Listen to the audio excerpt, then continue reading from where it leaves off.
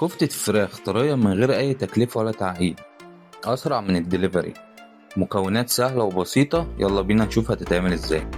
كيلو صدور فراخ مفرومة ناعم، فلفل ألوان مفروم، بصلة مفرومة ومتصفية كويس جدا، معلقتين بقدونس مفروم، ومعلقة بهارات فراخ، معلقة صغيرة بيكنج باودر، مقدار ربع كوباية بقسماط مطحون، ومعلقة صغيرة ملح. ننزل بالبصل ويكون معصور كويس جدا عشان الكفتة مفوقش، وكمان نتأكد إن الفلفل مفيهوش مية وننزل بيه، معلقتين البقدونس، وننزل ببهارات الفراخ، بيكنج باودر، معلقة صغيرة فلفل اسود، ونبدأ نخلطهم مع بعض. السر هنا في العجن لحد ما تمسك نفسها، عايزينها تبقى عجينة واحدة متماسكة. بعد ما نعجنها ننزل بربع كوباية من البقسماط، نتأكد اللي هو اتخلط كويس جدا. هنجيب صاج أو صينية كبيرة نبدأ نصبع عليها، بل ايدك وشكل صوابع على سيخ او بايدك.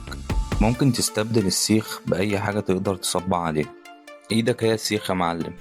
شايفين؟ بصراحة سهلة ولا محتاجة اي ادوات. هنجهز الفرن على نار متوسطة، اسمع الصوت يا معلم، ده معناه ان الكفتة بتتشمع وبتاخد اللون الجميل. الطريقة دي مش محتاجة اي اضافات تانية، مفيدة وسهلة وسريعة. لو عجبتك سيبلي كومنت وقولي اجربها بصوص ايه المرة الجاية. ما تنساش تصلي على النبي وتدعيلنا دعوة من القلب.